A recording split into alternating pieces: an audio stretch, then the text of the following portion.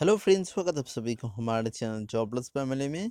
दोस्तों, inter university accelerator centre की तरफ से जो रिक्रूटमेंट का नोटिस निकला था, यहाँ पर आप सभी जानते ही होंगे कि multitasking staff, lower division clerk, assistant और उसके बाद सीनियर असिस्टेंट पदों के लिए यहाँ पर जो है एक रिक्रूटमेंट का नोटिस निकला था। तो उसके बारे में हमने एक वीडियो भी बना दिया था आप लोगों के लिए। तो यहाँ पर मैं आप लोगों को ये बताने वाला हूँ कि इसका जो एप्लीकेशन फॉर्म है, यहाँ पर जो ऑनलाइन एप्लीकेशन फॉर्म है, इसको आप लोग कैसे फिलअप करेंगे। तो यहाँ पर मैं आप लोगों को स्टेप बाय स्टेप बताने वाला हूँ। दोस्तों, यहाँ पर जो ऑनलाइन एप्लीकेशन का जो लास्ट डेट दिया गया है वो है 28 अक्टूबर 2019। तो इसके अंदर आप लोग को ऑनलाइन एप्लीकेशन कर देना होगा। दोस्तों, सबसे पहले यहाँ पर आप लोग को अपना जो पोस्ट, मतलब कौन सा पोस्ट के लिए आप लोग इसको अप्लाई करना चाहते हैं उसको चूज़ कर लेना होगा। यहाँ पर से आप लोग को उसका चूज़ कर लेना होगा। मल्टीटास्किंग सम, उसके बाद लोअर डिवीजन क्लर्क, उसको असिस्टेंट, उसके बाद सीनियर असिस्टेंट, जो कोई भी आप लोग अप्लाई करना चाहते हैं उसको यहाँ पर से आप लोग को चूज़ कर लेना होगा। मैं मल्टीटास्किंग स्टाफ को ही चूज़ कर लेता हूँ। तो उसके बाद यहाँ पर आप लोग को अपना पर्सनल नेम देना होगा। यहाँ पर फर्स्ट नेम, उसके बाद मिडिल नेम, उसके बाद लास्ट नेम देना होगा। उसके बाद यहाँ पर आप लोग को अपना यहाँ पर से डेट ऑफ बर्थ चूज़ कर सकते हैं, या फिर यहाँ पर ये मंथ, उसके बाद डेट, उसके बाद ईयर लिख सकते हैं। उसके बाद age of applicant age on 28 October 2019। तो इसके अंदर आप लोगों को कितना एज होता है यहाँ पर आप लोगों को कैलकुलेट करके लिखना होगा इन जगह में। तो उसके बाद यहाँ पर से आप लोग को अपना जेंडर चूज़ कर लेना होगा, मेल, फीमेल या फिर थर्ड जेंडर, जो कोई भी है आप लोग यहाँ पर से चूज़ कर लेंगे। तो उसके बाद यहाँ पर आप लोग को अपना मैरिटल स्टेटस देना होगा। यहाँ पर मैरिड है या अनमैरिड है वो आप लोग को यहाँ पर से चूज़ कर लेना होगा। Single, married, divorce, window, women, जो कोई भी है आप लोग यहाँ पर से चूज़ कर लेंगे।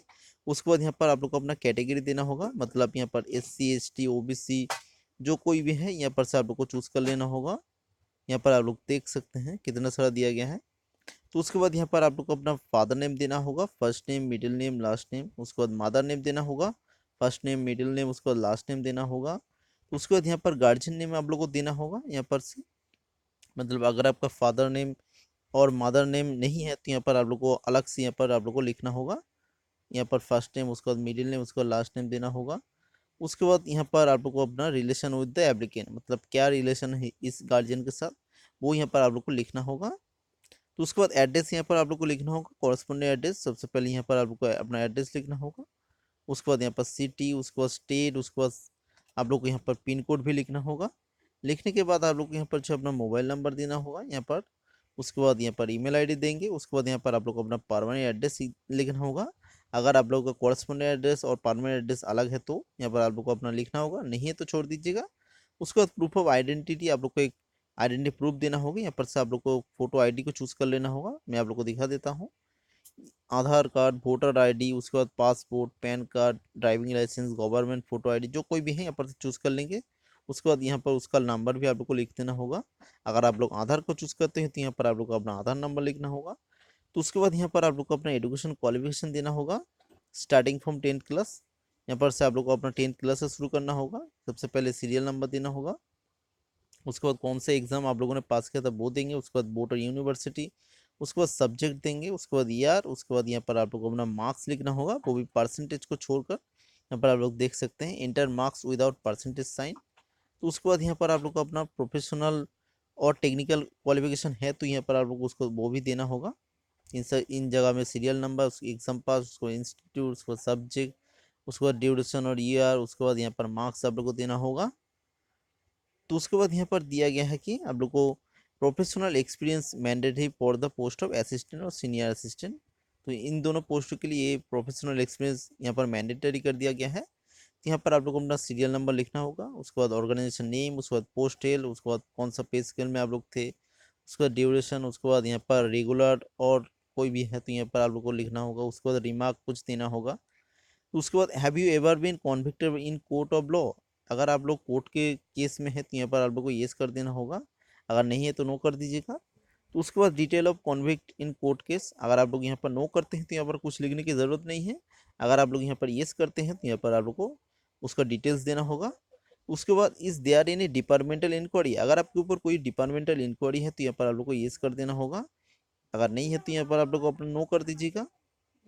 तो उसके बाद यहाँ पर जो दिया गया है any other information would like to provide, अगर आप लोग कोई अदर्स इन्फॉर्मेशन देना चाहते हैं तो यहाँ पर उसको लिख सकते हैं। उसके बाद यहाँ पर डिटेल्स और टू रेफरेंसेस आप लोग को यहाँ पर देना होगा। यहाँ पर रेफरेंसेस देंगे, उस नेम का नाम। उसके बाद यहाँ पर आप लोग को उसका एड्रेस लिखना होगा। उसके बाद यहाँ पर आप लोग को उसका ईमेल आईडी भी देना होगा। उसके बाद यहाँ पर नेम, एड्रेस, ईमेल आईडी आप लोग को देना होगा। तो उसके बाद यहाँ पर दिया गया है डिक्लेरेशन बाय द एप्लीकेंट, तो यहाँ पर आप लोग को सिर्फ यहाँ पर टिक कर देना होगा। तो टिक करने के बाद आप लोग को यहाँ पर जो कैप्चा कोड दिखाई दे रहा होगा उसको यहाँ पर लिखना होगा। लिखने के बाद यहाँ पर प्रीव्यू फॉर्म वाले ऑप्शन पर आप लोग क्लिक करके, अगर आपका फॉर्म सही होता है तो यहाँ पर आप लोग को सबमिट करने के लिए बोलेगा। तो प्रीव्यू करने के बाद आप लोग को यहाँ पर जो अपना पासपोर्ट साइज कलर फोटोग्राफ यहाँ पर से चूज़ कर लेना होगा। उसके बाद यहाँ पर से आप लोग को अपना सिग्नेचर चूज़ कर लेना होगा। उसके बाद यहाँ पर चेक बॉक्स में क्लिक करने के बाद आप लोग यहाँ पर जो है सबमिट वाला ऑप्शन आप लोग को यहाँ पर जो है एक्टिव हो जाएगा। मैं आप लोग को दिखा देता हूँ। चेक बॉक्स में आप लोग यहाँ क्लिक करेंगे यहाँ पर, उसके बाद आप लोग को यहाँ पर जो सबमिट वाला ऑप्शन पे टिक करके आप लोग को इस फॉर्म को सबमिट कर देना होगा। तो दोस्तों यही एक छोटी सी इन्फॉर्मेशन आप लोगों के साथ शेयर करनी थी। ऐसा लगा वीडियो अब हमें ज़रूर बताइए कमेंट सेक्शन में। वीडियो अगर अच्छा लगा तो लाइक कर दीजिएगा, जो लोग नए हैं बोलो चैनल को जरूर सब्सक्राइब कर लीजिएगा। दोस्तों मिलते हैं नेक्स्ट वीडियो में, तब तक के लिए बाय।